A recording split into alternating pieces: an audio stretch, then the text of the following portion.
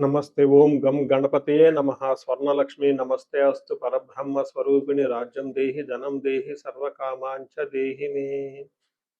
స్వర్ణలక్ష్మి అమ్మవారు ప్రతి ఒక్కళ్ళకి చక్కగా బ్రహ్మ జ్ఞానాన్ని ఇవ్వాలని, తద్వారా ప్రతి ఒక్కళ్ళు చక్కగా నవ్వుతూ హ్యాపీగా ప్రతి దాన్ని ఎంజాయ్ చేసే విధంగా ఉండాలని చెప్పేసి మనం అమ్మవారిని కోరుకుందాం. అంతేకాకుండా ప్రతి ఒక్కళ్ళకి చక్కగా రాజ్యం దేహి నాయకత్వ లక్షణాలని, ఒక అధికారాన్ని, పవర్‌ని, అథారిటీని అమ్మవారు ఇవ్వాలని, అలానే ధనం దేహి ప్రతి ఒక్కళ్ళకి విపరీతమైన ధనం ఇవ్వాలని, ఎక్కడుంటే అక్కడ ధనం ఉండాలని, ఆఫీసుల్లోనూ, బ్యాంకుల్లోనూ, ఇళ్లల్లోనూ ధనం శుభ్రంగా నింపుకొని ఉండాలని చెప్పేసి, అంతేకాకుండా సర్వకామార్థ సిద్ధి అనుకున్న పనులన్నీ అనుకున్న విధంగా అమ్మవారు ఇమ్మీడియట్‌గా నెరవేర్చే విధంగా మన అందరిని ఆశీర్వదించాలని, అందరూ చక్కగా ఉండాలని చెప్పేసి అమ్మవారికి నమస్కారం చేసుకుంటూ, దానికి ముందుగా గణపతిని మనకి జనాకర్షణ, ధనాకర్షణ శక్తిని ప్రతి ఒక్కళ్ళకి ఇవ్వాలని చెప్పేసి మనం కోరుకుందాం. ఈరోజు టాపిక్ మనం చూసుకుంటే గురువు మారుతూ ఉన్నారు. ఎప్పుడు మారుతూ ఉన్నారు? జూన్ 2వ తారీఖున గురువు మారుతూ ఉన్నారు. అయితే ఏంటి? నాకు లాభం ఏంటి? గురువు మారితే ఏంటి? దానివల్ల నేను నాకు అసలు ఏంటి అని మనం ప్రతి ఒక్కళ్ళు ఆలోచించుకుంటూ ఉంటాం. గురువు వచ్చేటప్పటికి 5 రకాల, 6 రకాల ముఖ్యమైన పనులు చేస్తూ ఉంటారు. గురువు చాలా రకాల పనులు చేస్తుంటారు. ముఖ్యమైనవి మన ఇండివిడ్యువల్ లైఫ్‌లో మనకి ప్రభావం చూపించేది ఫస్ట్ వచ్చేటప్పటికి ధనం. ధన సంపాదనలో ఐశ్వర్యం కావాలంటే గురువు యొక్క అనుగ్రహం మనకుండాలి. రెండోది సంతానం. పిల్లలు చక్కగా ఉండాలి, వాళ్ళు చదువుకోవాలంటే గురువు యొక్క అనుగ్రహం మనకుండాలి. తర్వాత మనకి జ్ఞానం. అద్భుతమైన జ్ఞానం మనకు ఉండాలి. ఓకే. మనం చేసేది మంచినా, చెడునా దాని గురించి లోతైన అవగాహన ఉండాలి.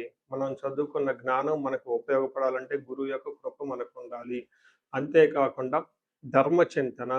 మనం ఫాలో అయ్యేది కరెక్ట్ మార్గంలో ఉన్నామా? లేదంటే సన్మార్గంలో ఉన్నామా? లేదంటే తెలవకుండా వేరే మార్గంలో ఉన్నామా? రాంగ్ గైడెన్స్‌లో ఉన్నామా? రాంగ్ ఇన్‌ఫ్లూయెన్స్‌తో ఉన్నామా? ఇలాంటి యొక్క అన్ని విషయాలు మనకి గురువు ద్వారానే తెలుస్తుంది.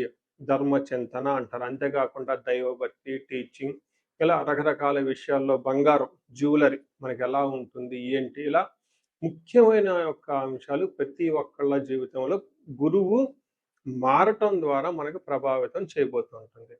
ఇది అయితే ఈ గురువు మార్పులో ఇంకా 2, 3 ముఖ్యమైన ఇంపార్టెంట్ పాయింట్లు తెలుసుకోవాలి. ఫస్ట్ గురువు మిథున రాశిలో నుంచి కర్కాటక రాశిలోకి మారుతూ ఉన్నారు. ప్రతి సంవత్సరం గురువు ఒక్క రాశిలో తిరుగుతూ ఉంటారు, సంచారం చేస్తూ ఉంటారు. మిథున రాశి సక్సెస్‌ఫుల్‌గా 1 ఇయర్ అంతా కంప్లీట్ చేసుకొని ఇప్పుడు వాళ్ళు కర్కాటక రాశిలోకి వెళ్తున్నారు. అయితే కర్కాటక రాశిలోకి 12 సంవత్సరాల తర్వాత వచ్చి ఉన్నారు కాబట్టి ఈ యొక్క కర్కాటక రాశిలో గురు సంచారం చాలా ముఖ్యమైనది. ఎందుకంటే కర్కాటక రాశిలో గురువు ఉచ్చ స్థానంలో ఉన్నారు. మంచి చక్కగా ఈ సంవత్సరం అంతా పిల్లలు ఎవరు పుట్టినా కానీ వాళ్ళకి గురువు జాతకంలో ఉచ్చ స్థానంలో ఉండి మంచి యోగ్యతనిస్తూ ఉంటారని మనం చెప్పుకోవచ్చు. సో ఈ యొక్క ఉచ్చ స్థానంలో ఉన్న గురువు సంపూర్ణమైన ఫలితాన్ని, చక్కటి ఫలితాన్ని ప్రతి ఒక్కళ్ళకి ఇస్తూ ఉంటారు. అయితే వాళ్ళ యొక్క ప్రభావం 12 మనుషుల మీద ఉంటుంది. ఈ మనుషులందరూ 12 రకాల రాసులుగా విభజించడం జరిగింది. కొన్ని రాసులకి చాలా వరకు రాసులకి అనుకూలంగాను, కొన్ని రాసులకు ప్రతికూలంగాను, కొన్ని రాసులకి సామాన్యంగాను ఉండే అవకాశం ఉంటుంది. ఇప్పుడు మనం గురువు ప్రతి ఒక్కళ్ళ రాసులకి మేష నుంచి మీన వరకు ఎలాంటి ఫలితాన్ని ఇస్తూ ఉంటారు? ఆ ఫలితాలను మనం ఎలా ఎంజాయ్ చేయొచ్చు? ఇన్ కేసు ఫలితాలు గనక సరిగ్గా వాళ్ళకి అనుభవంలోకి రాకపోతే ఏం చేయాలి? అలానే కొన్ని రాసులకి ఖచ్చితంగా ప్రతికూలమైన పరిస్థితులున్నాయి. ఎలాంటి ప్రతికూలమైన పరిస్థితులున్నాయి? వాటిని తప్పించుకోవడానికి మనం ఎలాంటి పరిహారాలు చేసుకోవాలి అనేది కూడాను 12 రాసుల వైస్‌గా ఆ రాశికి ఎలాంటి ప్రభావం ఉంటుంది? దానికి మనం ఎలాంటి పరిహారాలు చేస్తే చక్కగా ఉంటామో కూడా మనం ఈ వీడియోలో మనం చక్కగా తెలుసుకుందాం. మనం తులారాశి చెప్పుకుందాం. తులారాశి 2025లో బాగున్న రాశుల్లో, 2026లో కూడా బాగున్న రాశుల్లో ఒక రాశి తులారాశి. ఇప్పటిదాకా గురువు మీకు 9వ స్థానంలో ఉండి చక్కగా విశేషంగా లాభించారు. అయితే జూన్ తర్వాత 9వ స్థానంలో ఉన్న గురువు 10వ స్థానానికి వెళ్తూ ఉన్నారు. ఇక్కడ గురువు ఇప్పటిదాకా మీకు ఫ్రీ ఎంట్రీ పాస్ ఇచ్చేసినట్లు అనుకోవాలి. అయితే ఇక నుంచి మీకు రెస్ట్రిక్టెడ్ పాస్ ఇస్తారు. కొన్ని టర్మ్స్ అండ్ కండిషన్స్ మిమ్మల్ని ఫుల్ఫిల్ అయితేనే మీకు గురువు అనేది మీకు చక్కగా బెనిఫిట్ చేసే విధంగా ఉన్నారని గమనించాలి. మనం ఫస్ట్ అసలు గురువు 10వ స్థానంలో ఉంటే ఏం జరుగుతుంది అని మనం తెలుసుకొని, ఆ తర్వాత రియల్ లైఫ్‌లో ఇంప్లికేషన్స్ ఎలా ఉందో మనం చూద్దాం.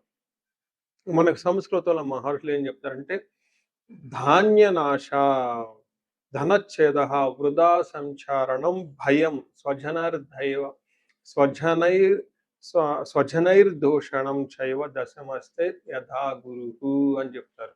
అంటే 10వ స్థానంలో గురువు ఉంటే ఏమవుతుంది? ధాన్యనాశః, ధాన్యాన్ని కోల్పోతుంటారు. ధనచ్ఛేదః, వచ్చిన ధనం ఎలా కింద పడితే అలా వెళ్ళిపోతుంది. బగబగమాడే మంటల్లో, బగబగ ఎండల్లో ఒక చిన్న వర్షం పడితే భూమి సరిగ్గా అంటుకోదు. అలా మీకొచ్చే ఎంత డబ్బొచ్చినా మీ అవసరాలకి సరిపడా విధంగా ఉండదని గమనించుకోవాలి. వృధా సంచారణం, ఎక్కువగా అటు ఇటు ట్రావెల్ చేస్తూ ఉంటారు. వాటి వల్ల మీకు ఎలాంటి ఉపయోగం అయితే ఉండదు. దీనికి తోడు మీకు ప్రొఫెషనల్ మ్యాటర్స్‌లో భయంగా ఉండే అవకాశం ఎక్కువగా ఉంటుంది. స్వజనైర్దైర్దూషణం, మీకు బాగా కావాలి అనుకున్న వాళ్ళే మిమ్మల్ని వెన్నుపోటు పొడిచి మీ గురించి చెడుగా ప్రచారం చేసి మీ కీర్తి ప్రతిష్టలకి భంగం చేస్తూ ఉంటారని గమనించుకోవాలి. అయితే కొన్ని కండిషన్లు చెప్పిన విధంగా యాజ్ ఇట్ ఈస్‌గా ఇవన్నీ జరుగుతాయని మనం అనుకోకూడదు.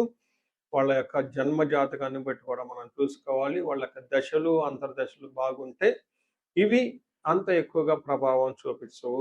ఇన్ కేస్ వాళ్ళ దశలు, అంతర్దశ జన్మ జాతకంలో గనక సరిగా లేకపోతే అగ్నికి ఆజ్యం పోసినట్టు, అది సరిగా లేదు కాబట్టి గోచర ఫలితాలు కూడా సరిగా ఉండవు కాబట్టి ఇబ్బందులు పడే అవకాశం ఉంటుంది కాబట్టి ఖచ్చితంగా మీరు జాతకం చూపించుకోవడం చాలా ముఖ్యం ఈ రాశి వాళ్ళు. నెక్స్ట్ అయితే అన్ని విషయాల్లో ఇబ్బందులైనా మంచి ఏమన్నా ఉంటుందంటే మంచి కూడా జరుగుతుంది. వీళ్ళు చక్కటి ఫుడ్ తింటారు. 3 పూట్ల చక్కగా నిద్రపోతూ ఉంటారు. ఎడ్యుకేషన్‌కి సంబంధించి ఎవరైనా ఆ ఫీల్డ్‌లో ఉన్న వాళ్ళకి, స్టూడెంట్స్‌కి చక్కగా కలిసొస్తుందని గమనించుకోవాలి. కొంచెం లివర్‌కి సంబంధించిన వ్యాధులు వచ్చే అవకాశం ఉంటుంది. ప్లస్ శారీరకంగా డయాబెటిస్, ఒబేసి లాంటివి కూడా వచ్చే అవకాశం ఎక్కువగా ఉంటుంది. మే బికమ్ ఫ్యాట్ అనుకోవచ్చు. ఇంకొక ముఖ్యమైన విషయం, వీలైనంత వరకు ప్రయాణాలు చేయకుండా చక్కగా ఆన్‌లైన్‌లోను, వాటిల్లోను వీటిలోను మీ పనులు ఏ విధంగా కానిచ్చుకోవాలని చెప్పేసి నేను ఇంకొక సూచన ఇస్తున్నాను. తర్వాత మనకి పురాణాల్లో ఒక స్టోరీ చెప్తూ ఉంటారు.